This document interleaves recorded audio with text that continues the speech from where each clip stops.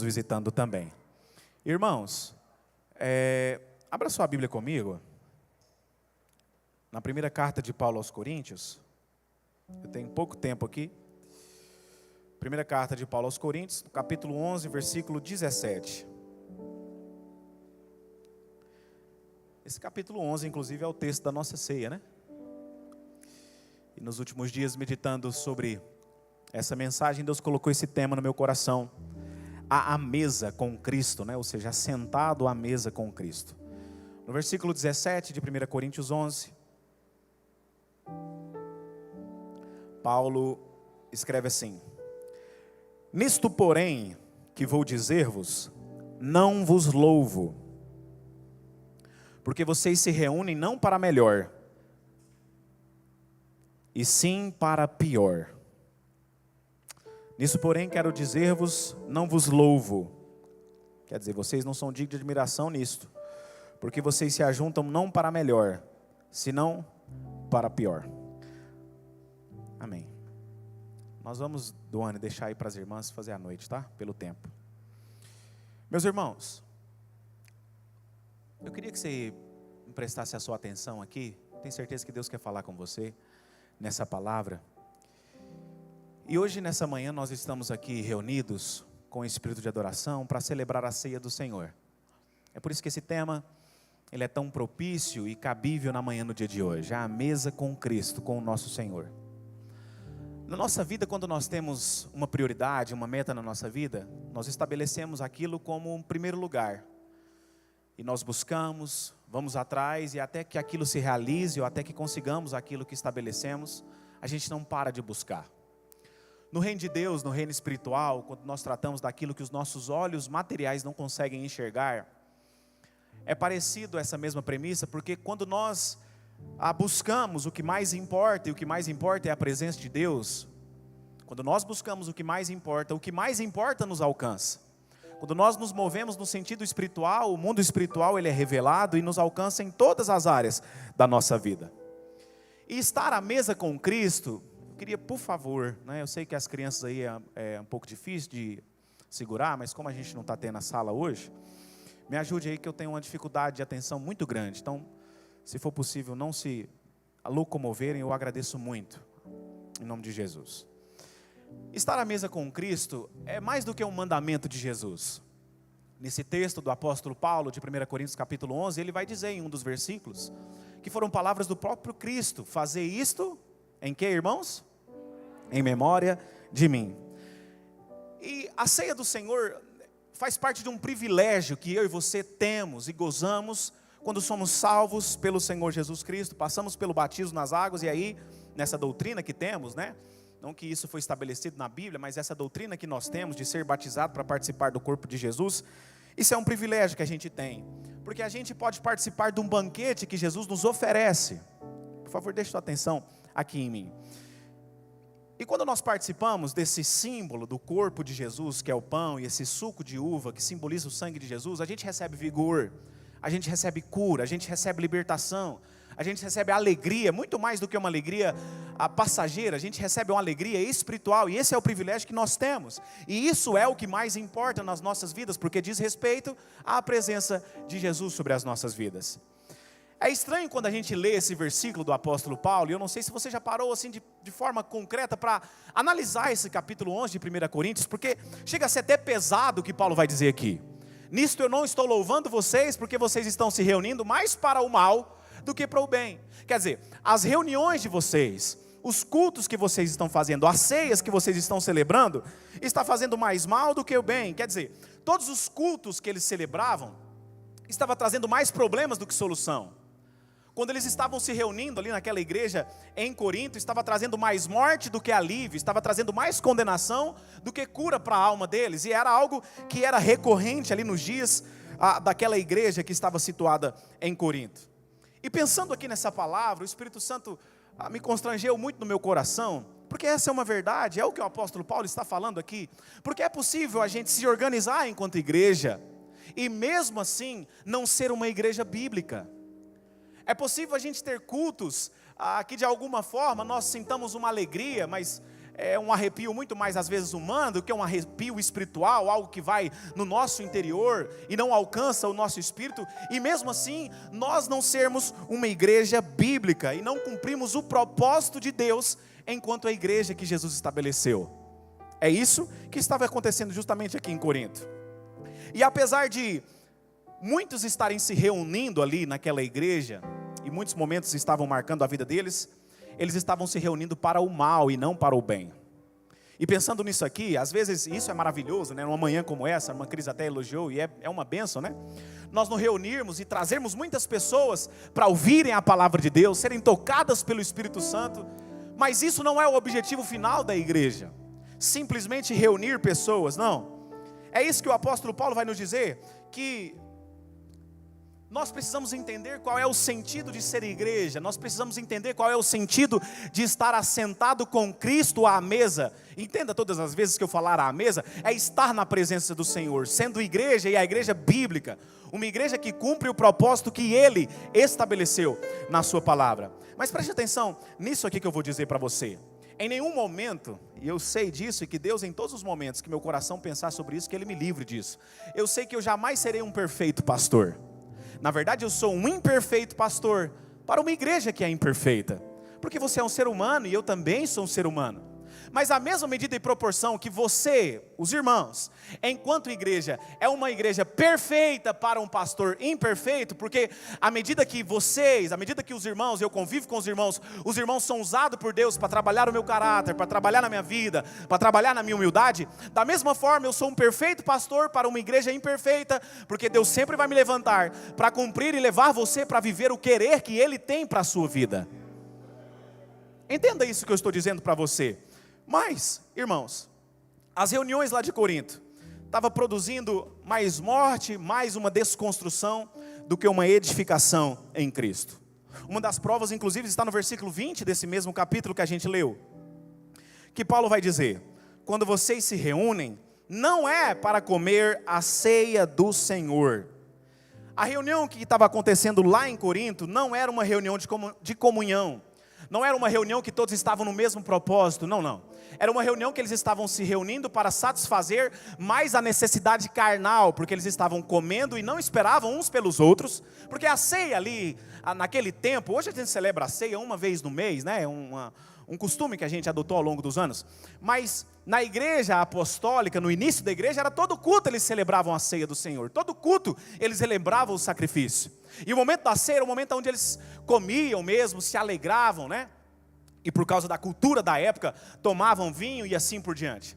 Mas algumas pessoas não tinham condição de levar nada para aquela ceia, e esses estavam passando fome na ceia, no momento que eles deveriam estar exercendo comunhão, eles estavam fazendo mais separação. Outros inclusive estavam se embriagando, isso fica visível quando a gente lê no versículo 21, depois desse versículo 20, né? Porque cada um come sua própria ceia. Você está levando a ceia, eles levavam, mas estava comendo a sua própria ceia, sem esperar pelos outros. Assim, enquanto um fica com fome, o outro se embriaga. E eu achei interessante isso daqui. Às vezes é algo bonito que nós fazemos aqui para o Senhor, no levantar das nossas mãos, nos louvores que nós entoamos, nas melodias que são dedilhadas aqui, nos instrumentos que Deus tem nos dado a possibilidade de ter na nossa igreja, nas vozes que ministram no nosso coração, e apesar de haver uma beleza no culto que nós apresentamos a Deus, não se resume somente isso, ser igreja do Senhor.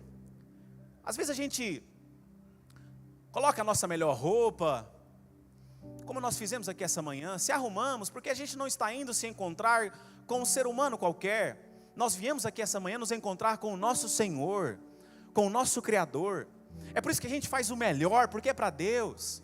É por isso que quando a gente vai ofertar, hoje a gente já tem o Pix, essa facilidade, mas dentro dessa questão do Pix, a gente tenta dar o melhor para o Senhor, porque a gente está fazendo para Ele, para a glória dEle, para a adoração do nosso Senhor, e no que depender de nós, a gente sempre vai fazer o melhor.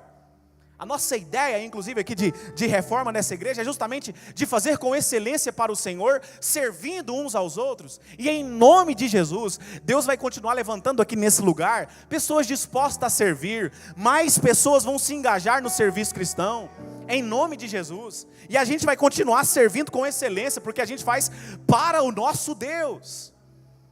E se talvez o caso seu ainda não está se dispondo a servir em nenhuma área da igreja, e você ainda não encontrou qual é o seu chamado em Cristo Jesus, porque ninguém foi chamado para ficar estático na presença de Deus, Deus quer despertar isso no seu coração.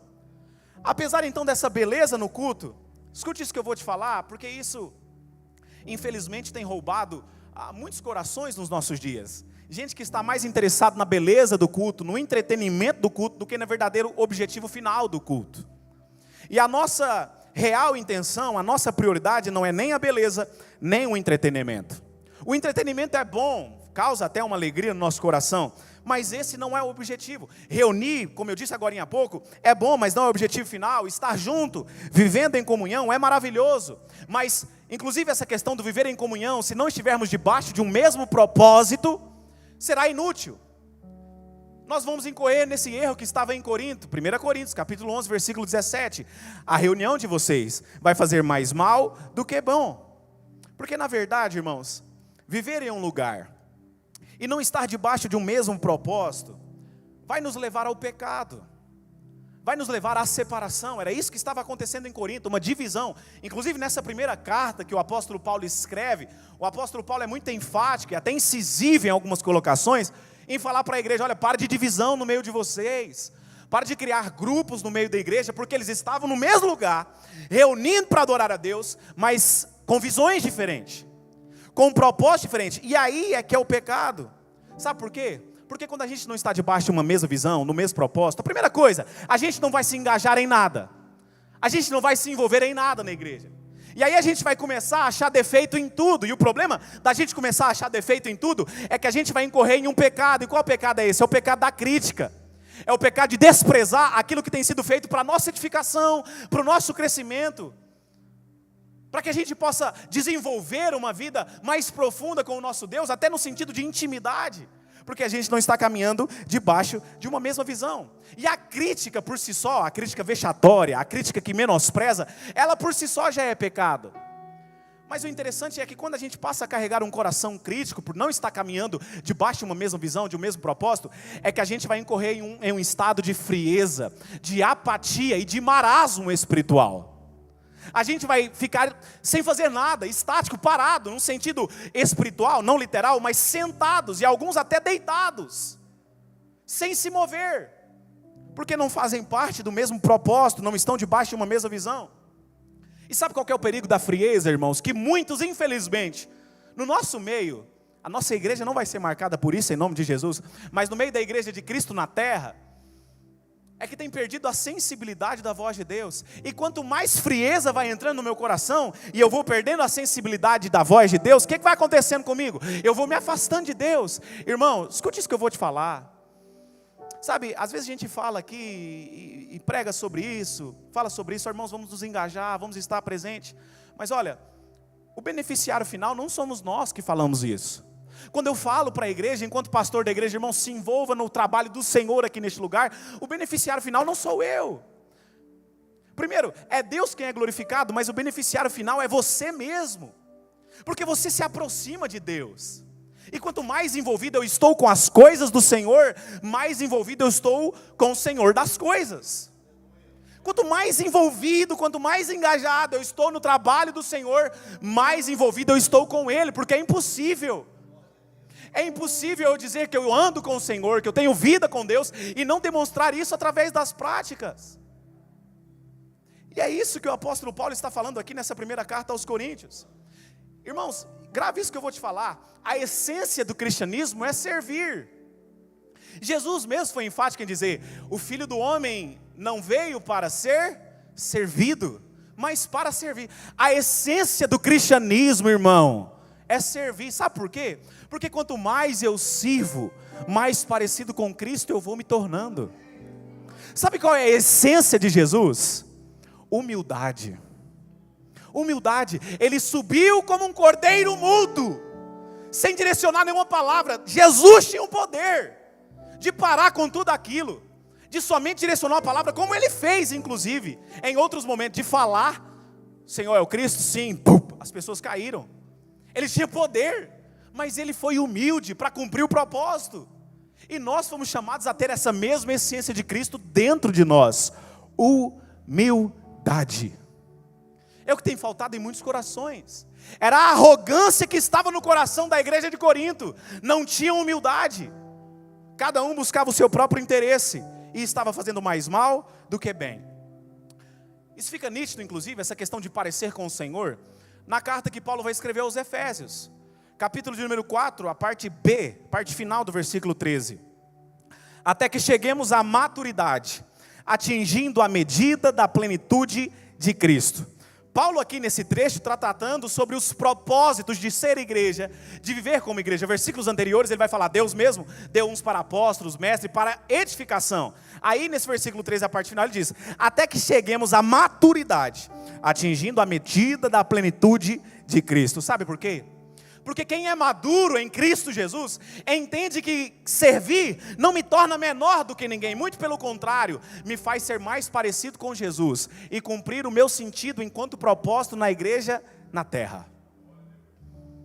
Servir uns aos outros não nos tornará menor que ninguém, mas mais parecido com Cristo nós seremos. Então, grave essa palavra, essa frase no seu coração essa manhã. Nós não servimos para ser melhor do que alguém. Nós servimos para ser mais parecidos com Cristo, porque essa é a essência dele, humildade. E aí Paulo diz isso então, vocês estão se reunindo para o mal e não para o bem. Eles estavam perdendo a sensibilidade do que é realmente ser igreja. Escute isso, porque talvez esse possa ser o seu caso essa manhã, irmão. Perdendo a sensibilidade do que realmente é ser igreja. E no momento que eles poderiam estar crescendo enquanto igreja, na verdade eles estavam pecando. O pecado estava entrando no meio deles. E isso é que estava sendo para o próprio mal deles. É por isso que eu disse agora há pouco, o entretenimento não é o objetivo final. Como infelizmente muitas igrejas em nossos dias, não precisa ir longe, na nossa cidade, tem sido levado por esse pensamento. O entretenimento virou mais importante. Mas escute, o entretenimento, irmão, ele não é mais importante do que a questão da nutrição. Escute isso que eu vou te falar. Existe uma grande diferença entre a gente estar satisfeito e nós estarmos nutridos. Existe uma diferença entre estarmos satisfeitos e estarmos nutridos. Talvez algumas pessoas aqui nessa manhã possam ser levadas por um coração assim, mas já está bom do jeito que eu estou vivendo. Ficando aqui no meu cantinho, estático do jeito que eu estou, tá bom desse jeito. Indo à igreja e ficando parado lá já está suficiente. Eu participando lá do culto do domingo, já está mais do que suficiente. Porque é possível a gente se satisfazer, mas não ser nutridos.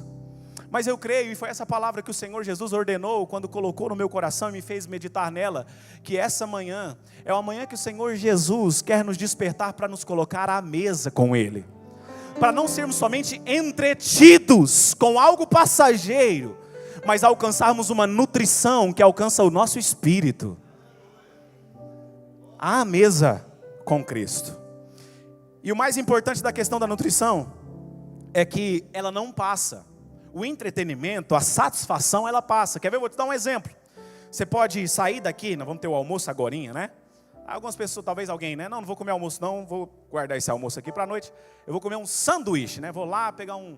O Daniel está aqui, né? Inclusive se você quiser um hambúrguer bem gostoso, irmão, Tabas Burger, né, irmão Daniel? De quinta até o final de semana funciona. Uma delícia, né? Maravilhoso. Só que isso não vai te nutrir. Você vai pegar aqueles duas fatias de pão, aqueles 3 hambúrguer, queijo cheddar, bacon, né? Vai começando até a dar fome agora, né, irmão? Para quem toma aquela Coca-Cola bem gelada. Só que se você só se alimentar disso, isso não vai trazer nutrição para você. Você vai te satisfazer por um tempo, e muito pelo contrário. A longo prazo, isso vai trazer sérios problemas para você. Você vai engordar. Vai trazer gordura no seu corpo, além do normal. Algo que vai fazer mais mal do que bem. E é isso que o apóstolo Paulo está falando. É impossível vocês serem satisfeitos enquanto igreja, mas não serem nutridos. É possível vocês se reunirem mais para o mal do que para o bem. E esse é um alerta da parte do nosso Senhor aqui essa manhã. Eu sei que o Espírito Santo vai nos dar graça, vai nos dar condição. E a minha oração todos os dias para Deus é nesse sentido. Deus, não nos deixe uma igreja que entrete as pessoas.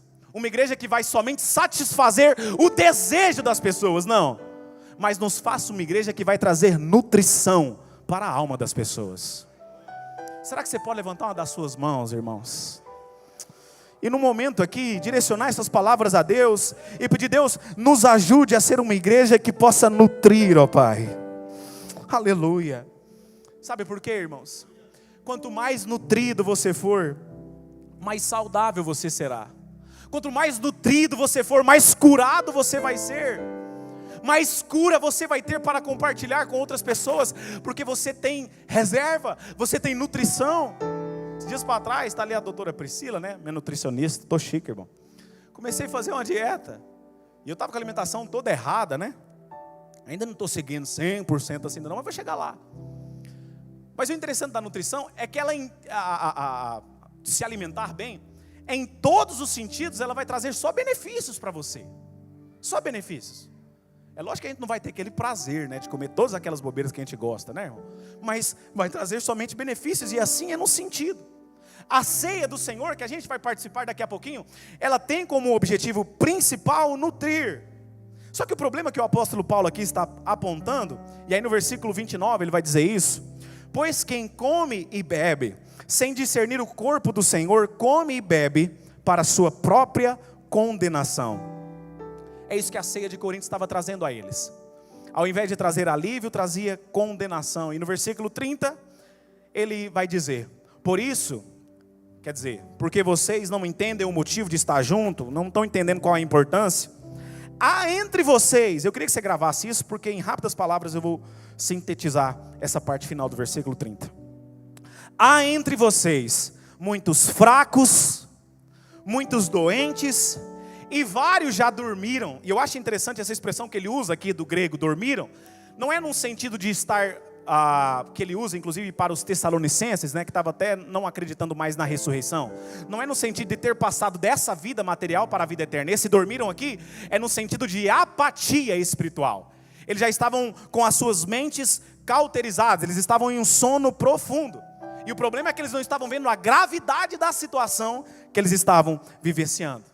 Mas em nome de Jesus, eu quero crer e profetizar que esse não vai ser o nosso caso aqui em nome de Jesus. A nossa reunião, ao contrário deles que estavam fracos, doentes e dormindo, nós vamos ser um povo forte, curado e despertado. Você pode dizer amém, irmão, em nome de Jesus? Eu estou profetizando cura, força e despertamento da parte de Deus para a sua vida aqui essa manhã. É isso que o apóstolo Paulo está falando. É isso que existe na mesa do Senhor: força, cura e despertamento. E essa é a importância de nos assentarmos, de celebrarmos a ceia do Senhor. E não somente diz respeito a essa ceia, mas do viver como igreja, do propósito da igreja. Mas a pergunta que eu quero fazer para você, essa manhã: você está sendo nutrido ou apenas se entretendo? Como é que você está sendo igreja aos olhos do Senhor? Você está buscando nutrição para a sua alma, ou somente um entretenimento, um hobby, algo passageiro, que você adentra nesse lugar, fica alguns minutos ou algumas horas, uma vez na semana, algumas pessoas, outros mais, e pronto, acabou a sua vida com Deus por aí?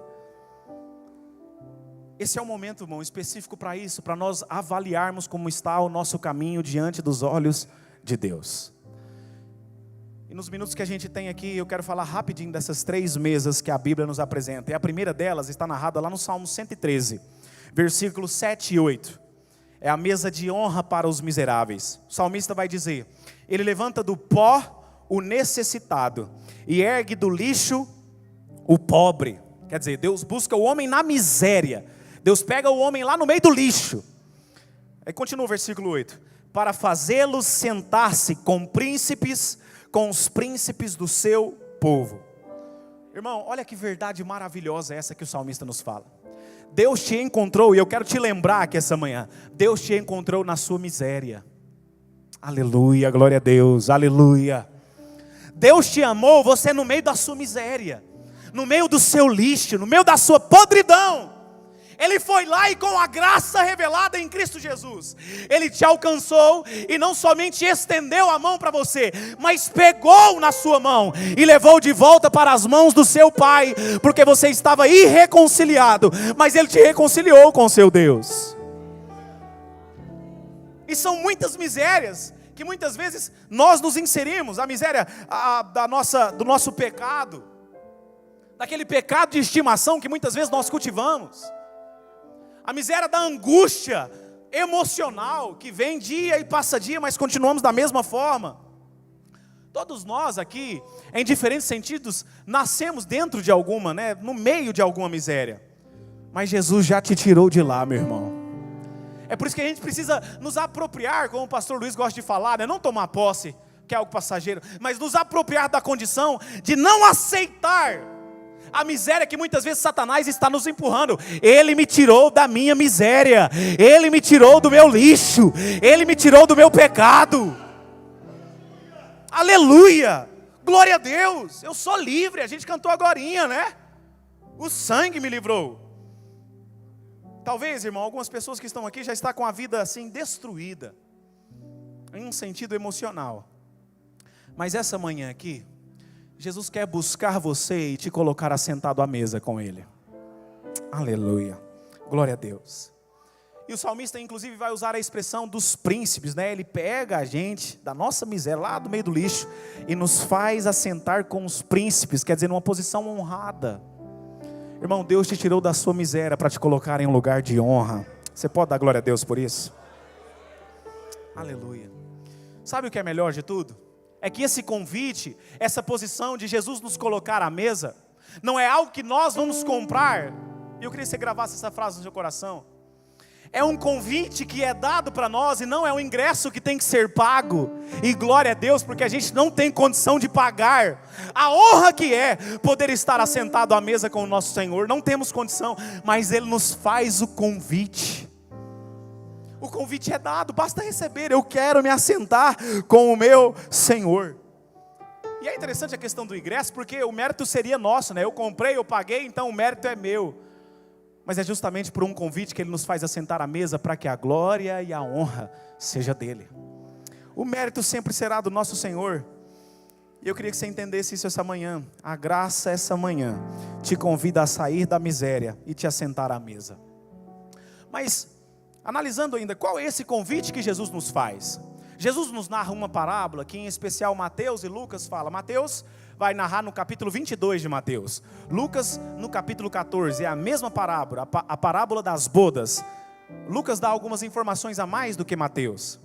E essa é a segunda mesa. A primeira então é a mesa da honra para os que estavam na miséria. A segunda, a Bíblia nos apresenta uma mesa seletiva. Uma mesa, o que, irmãos? Seletiva. Naquela parábola, Jesus narra um senhor, alguém rico, que sai convidando algumas pessoas importantes para virem ter à mesa com ele, para virem para uma festa, para uma bodas. E ali são alguns grupos de pessoas. E quando a primeira remessa de convite sai, as pessoas começam a rejeitar o convite. Por quê? Porque encontraram coisas mais importantes para fazer do que estar na presença de Jesus. E eu comecei a pregação dizendo isso. Quando nós buscamos o que realmente importa passa a nos alcançar. Aquele convite, o servo do Senhor sai selecionando, ou melhor dizendo, convidando as pessoas. E eles colocaram outras coisas à frente daquele convite. Porque quando, irmãos, nós não temos prioridade para com a presença de Deus, para com o reino de Deus, todas as outras coisas vão ser mais importantes do que a presença de Deus. Isso é um sentido geral nas nossas vidas, porque a gente não carrega uma prioridade. Aí quando o Senhor da parábola vai mandar o convite, 3 grupos de pessoas em especial vai responder. E Lucas narra isso, versículo 18 e versículo 20. Um vai dizer assim: eu comprei um campo e preciso vê-lo. Outro: comprei 5 juntas de bois e eu tenho que experimentá-los. E o último: casei e eu não posso ir. Quer dizer, eles tinham encontrado coisas mais importantes que impediam de se assentar à mesa do Senhor. Aí o Senhor da festa, indignado, até revoltado ali, porque eles não haviam aceitado o convite, manda uma segunda leva de convites. E aí no versículo 21 de Lucas 14 vai dizer assim: vai para o servo, vai rapidamente para as ruas, para os becos da cidade, e traga os pobres, os aleijados, os cegos, os mancos. Versículo 23. Vai pelo caminho, pelos valados, e obrigue-os a entrar para que a minha casa fique cheia. O Senhor ali da bodas manda convidar a todos indistintamente. E Mateus, narrando essa mesma parábola, no capítulo 22, no versículo 11, ele vai dizer assim, que quando o Senhor chega à festa, apesar de ter convidado todos que estavam na condição de cego, de aleijado, nos becos, né, em lugares que não tinham valor na cidade. Quando o Senhor chega na festa, ele encontra um homem que não estava trajado à altura da presença do Senhor, à altura daquela festa. Aí no versículo 22, no versículo 11, Mateus vai nos dizer que o homem não estava trajado à altura. E aí o que o Senhor da festa faz? Expulsa o homem daquela festa. Sabe por quê, irmãos? O convite de estar à mesa com o Senhor, eu queria que você gravasse essa informação. O convite de estar à mesa com o Senhor, ele é abrangente. Ele vai incluir todas as pessoas indistintamente, independentemente da condição social, emocional, qualquer que seja da vida dela. Só que o convite de Jesus, ele é seletivo, porque o convite é para todos, mas a festa não é para qualquer um. O convite é seletivo, apesar de abranger todos, é seletivo. Aí o Senhor da parábola vai chamar aquele homem lá, né, depois de chamar todos que podia, e vai dizer assim, Mateus capítulo 22, versículo 14, versículo que nós conhecemos. Pois muitos são chamados, mas poucos são escolhidos. Por quê? Porque o Senhor convida a todos, mas não aceita tudo. Eu vou repetir essa frase para você, irmão. O Senhor Jesus convida a todos a se assentar à mesa com Ele e desfrutar da presença dEle, de cura, de força e de despertamento, mas Ele não aceita de qualquer forma que nós fiquemos na presença dEle. Jesus é abrangente no seu convite, mas Ele é seletivo na porta de entrada. Aí Paulo vai dizer, e por isso que ele diz isso, vocês se reúnem e todos estão convidados para essa mesa, mas o procedimento que vocês inclusive precisam entender é seletivo. E eu vou citar um exemplo disso aqui que eu estou falando. Lá no início da palavra de Deus, Gênesis capítulo 41, José estava na prisão. E você que assistiu a novela da Record, você conhece muito bem, né, a história de José. Mas no capítulo 41 é o momento que Faraó manda chamar José. Gênesis capítulo 41. Naquele momento ali, José tem que mudar a sua condição, porque ele estava na onde, irmãos? Na prisão. Aonde José estava? Na prisão. Então José, ele tinha cheiro de prisão, ele tinha roupa de prisão, ele tinha barba de prisão, ele tinha cabelo de prisão, e a condição dele era prisioneiro. Ele não poderia entrar na presença do rei de qualquer forma. Gênesis 41, versículo 14, se quiser pode projetar para nós. A gente vai ver que José toma banho, faz a barba, corta o cabelo, troca a sua roupa, para ir ter na presença do Senhor, que era Faraó. Não poderia entrar de qualquer forma. Porque, irmãos, apesar do convite ser abrangente, a mesa tem exigências. A mesa tem exigências. E essa manhã, escuta o que o Espírito Santo de Deus está falando ao seu coração. Não vou gritar, não vou me entusiasmar aqui no microfone para falar isso. Se você tiver sensibilidade à voz do Espírito Santo, entenda o que Ele está falando. Ele quer te tirar da sua miséria. Jesus quer fazer a sua barba, Jesus quer te dar um banho, Jesus quer trocar as suas vestes, Jesus quer te dar uma nova posição. Jesus quer tirar você da condição da miséria, lá dentro de uma cadeia pecaminosa que você possa estar vivendo, e te colocar na presença dEle. Isso que aconteceu com José, lá em Gênesis 41, não foi ele próprio que decidiu fazer. Faraó sabia que ele era prisioneiro e a condição que ele estava, e falou, se arruma ele. Por quê? Porque é convite. José não comprou a condição de estar na presença de Faraó, mas foi um convite. Mas, apesar do convite ser abrangente, ele é seletivo na porta de entrada. Mas o maior interessado em que nós possamos nos mudar de vida é justamente o nosso Senhor. E são essas duas mesas aqui que a Bíblia nos apresenta, a mesa da honra do Salmo 113 e a mesa seletiva da parábola das bodas que Jesus nos narra. Só que o problema da gente estar assentado, e eu quero terminar nesse último ponto aqui agora. O problema de nós assentarmos à mesa com Cristo é que sempre um convite atraente vai nos assediar para nós sairmos da mesa do Senhor. E essa é a terceira mesa da tentação. Gênesis capítulo 14, versículo 18 e 21, nós vemos a história que Abraão começa a ficar rico e ganha alguns despojos ali de uma guerra. E ele naquele episódio, em especial do capítulo 18 até o 21, projeta para a gente ler esse episódio. Gênesis 14, do versículo 18 até o versículo 21. E Melquisedeque, rei de Salém, trouxe pão e vinho.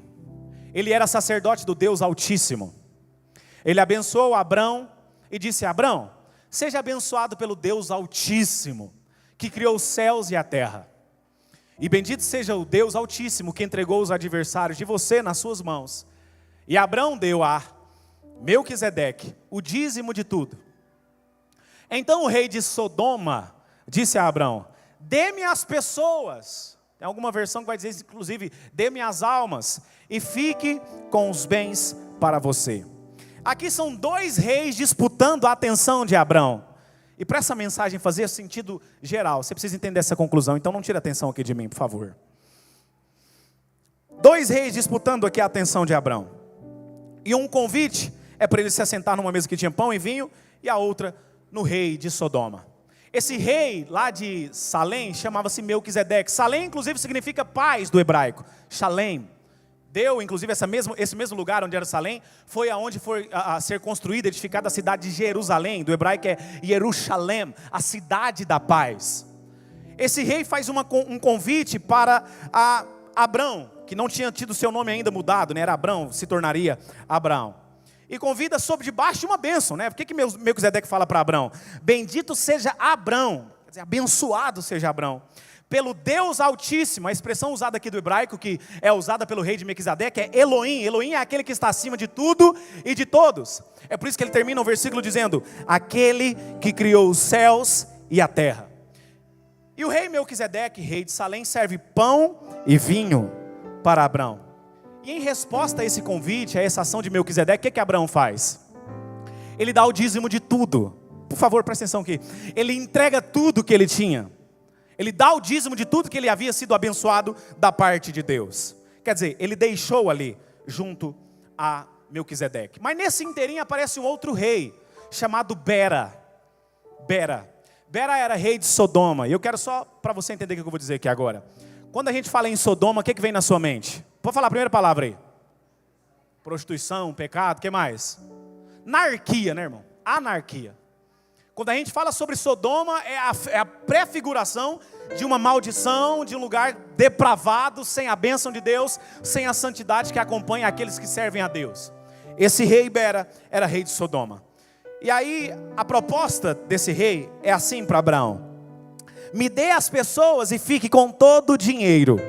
Quer dizer, Abraão, você não precisa renunciar a nada, você só precisa deixar as pessoas aqui, e o dinheiro, você não precisa se despojar disso, pode ficar mais rico. Eu pergunto para você aqui agora, qual mesa que é mais atrativa? A de Melquisedeque, que tem que deixar o dízimo de tudo, ou a de Bera? Qual mesa é mais atrativa? Sem dúvida, irmãos, é a mesa de Bera. Eu posso reter aquilo que eu conquistei, eu não preciso entregar o dízimo. E a gente sempre vai ser direcionado, e sempre vamos ter que tomar uma decisão antes de se assentar à mesa com Cristo, porque duas mesas são postas: a mesa que a gente tem que deixar tudo, o que a gente gosta, o que a gente quer, e a mesa que a gente vai ter que entregar, ou abrir mão dessa entrega. Mas não se engane pelas aparências. O apóstolo Paulo é enfático em nos dizer sobre isso. As aparências, irmãos, muitas vezes pode ter uma aparência de piedade. Ele vai falar isso para Timóteo, na primeira carta, no capítulo 4. Não engane não, Timóteo. Às vezes tem aparência de piedade, mas negaram a fé. E às vezes nós somos muito levados pelas aparências das propostas que Satanás tem colocado para a nossa vida. E a mesa de Satanás, irmãos, ela sempre vai ser atraente. Mas escute isso que eu vou te falar. Por favor, olhe para mim. Na mesa que parece você estar perdendo, é que você está ganhando.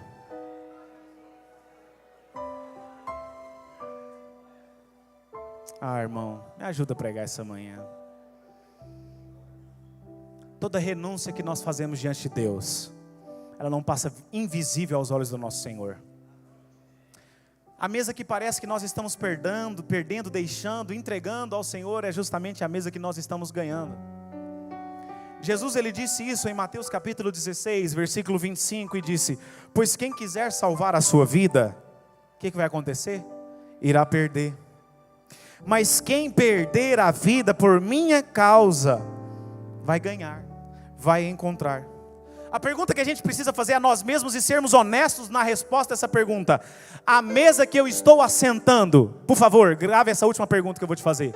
A mesa que você está se assentando, ela está te custando alguma coisa ou não?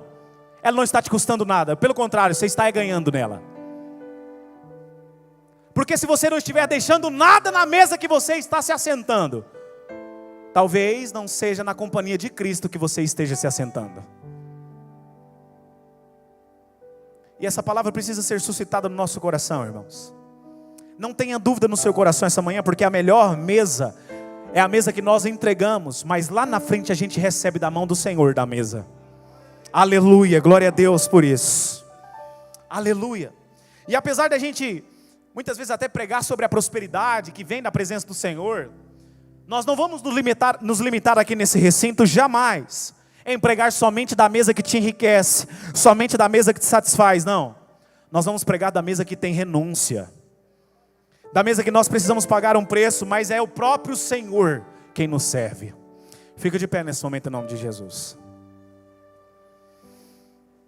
Que nessa manhã, irmãos, eu e você possamos ser conduzidos e despertados por Deus a nos assentar na mesa que tem pão e vinho, que tem o corpo e o sangue de Jesus, que tem o sacrifício que Ele fez por nós, mas o sacrifício que nós fazemos diariamente por Ele. Mas ainda acima de tudo, é a mesa que nos garante a vida eterna. Tem alguém me acompanhando nessa mensagem aqui ainda, irmão? Que eu e você sejamos direcionados por Deus a não nos assentarmos na mesa em que vai nos oferecer alguma coisa, mas a mesa que nós vamos nos entregar diante de Deus. Mas é essa mesa que nos garante a vida eterna. Por um momento, curva a sua cabeça nesse instante, irmãos. Essa mesa que eu estou pregando aqui para você é a mesa da cura, é a mesa da restauração, é a mesa da libertação, é a mesa da novidade de vida. Nós lemos no Salmo 113 que Jesus te coloca com os príncipes deste mundo, com as pessoas importantes. Mas a palavra de Deus vai nos referir ainda a Satanás como um príncipe, como uma potestade aqui nesse mundo material que nós estamos. Entenda nesse instante, não ceda à tentação de Satanás. Fique na mesa do Senhor, fique na mesa da comunhão, fique na mesa do sacrifício. Fique na mesa do sacrifício. Não esqueça que se talvez tenha custado alguma coisa para você, o melhor e o maior Ele já te deu a vida eterna. Ele já te deu a vida eterna. Que o Espírito Santo conduza nosso coração aqui nessa manhã a não estar como a igreja de Corinto, dormindo, fraco e doente, mas em nome de Jesus, que eu e você sejamos direcionados pelo Espírito Santo a estarmos acordados diante de Deus. Deus hoje, através do convite de Jesus, está te convidando a sentar à mesa com Ele. Irmão, com a sua cabeça curvada, eu quero você, nesse momento, entrar no espírito de adoração e pedir a Deus: Deus, me ajude a não assentar na mesa que vai afastar do Senhor. E em nome de Jesus, grave essa palavra: não se assente na mesa que vai matar a sua fé. Não se assente na mesa que vai te afastar do Senhor, que vai roubar a sua bênção. Não. Se assente na mesa que vai ter alegria em abundância. Se assente na mesa que vai ter renovação. Se assente na mesa que vai ter avivamento da parte de Deus. Aleluia. Com a sua cabeça curvada, peça a Deus nesse momento: Deus, me ajude a fazer a minha barba nesse instante. Me ajude a trocar de roupa nesse momento. Me ajude a trocar, ó Deus, de condição diante do Senhor. Pai, que uma gota do seu sangue seja liberado, lavando os meus pecados, enxaguando a minha vida, Deus. Eu sei que nós somos convidados pelo Senhor como estávamos, ó Deus, mas o Senhor não nos aceita, ó Deus, da maneira que nós estamos. Então mude a nossa condição, porque nós não somos suficientemente capazes, ó Deus, de nos mudar diante do Senhor.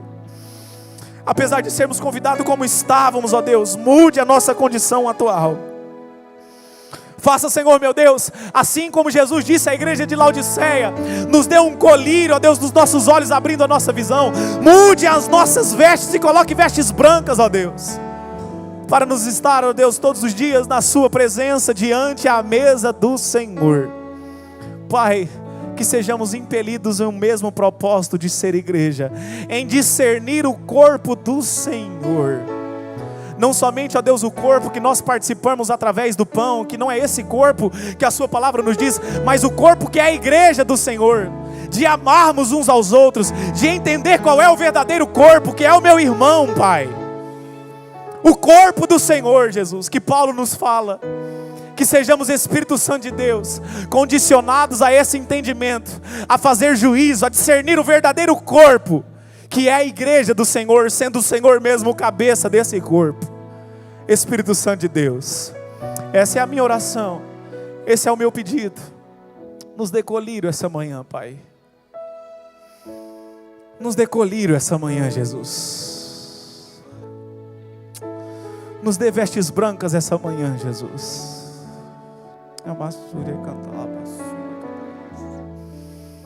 Muda a nossa condição diante do Senhor, Pai. Traga renovo nas nossas almas, Jesus. Traga alegria no nosso espírito, Jesus. Que como igreja, ó Deus, possamos caminhar em tal união e comunhão, que sejamos fortalecidos pelo Senhor, Pai. Que as nossas indiferenças, ó Deus, seja colocado de lado, Pai. Que o nosso egoísmo, que o nosso ego seja deixado para trás.